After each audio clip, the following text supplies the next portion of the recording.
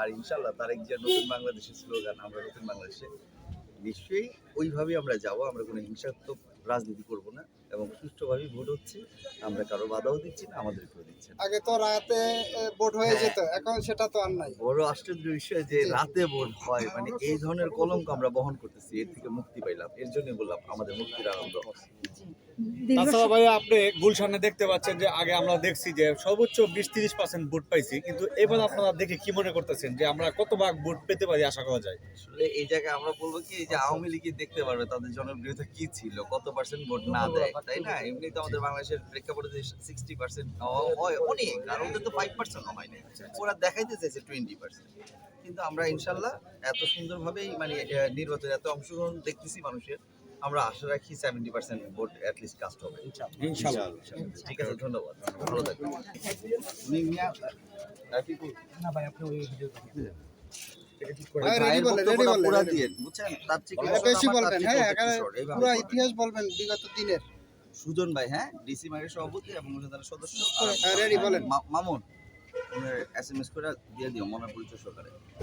111 এর পর থেকে জি, প্রতিহিংসাপরণ এমন একটা মহিলাকে আমরা এই দেশে পেয়েছিলাম, সুরাচেরি হাসিনা।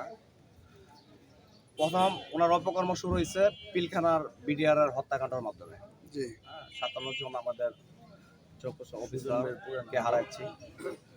তারপরে হচ্ছে আপনার শাপলা চত্বরের হেফাজতের শত শত এই এতিম শিশুদের নির্বিচারে গুলি করে মেরেছে।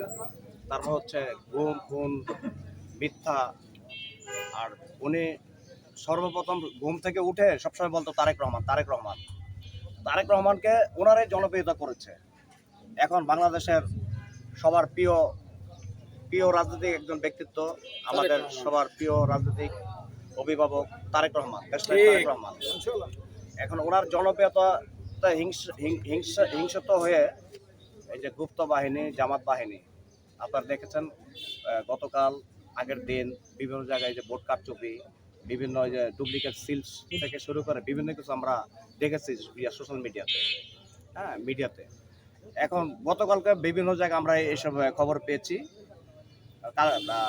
এই জন্য আমরা এই গুলশান থানা স্বেচ্ছাসেবক দল, বৃহত্তম গুলশান থানার আমাদের প্রিয় বড় ভাই স্বেচ্ছাসেবক দলের সাবেক সাংগঠনিক সম্পাদক, আমরা ঐক্যবদ্ধভাবে গতকালকে রাত্র সারা রাত ছিলাম, আজকে সারাদিন থাকবো, রাত পর্যন্ত থাকবো, যতক্ষণ ফলাফল আমরা নিয়ে ইনশাল্লাহ পজিটিভ ফলাফল নিয়ে এখন আমরা ঘরে চতুর্দিকে ধানের শীষই জয় জয় দেখা যাচ্ছে। ইনশাল্লাহ সব জায়গায় আমরা ব্যাপক ভোটে পাস করবো ইনশাল্লাহ। এটা আমাদের গর্ব বিশ্বাস। কাজ, গর্ব দেশ, সবার আগে গর্ব কাজ, গর্ব দেশ, সবার আগে বাংলাদেশ।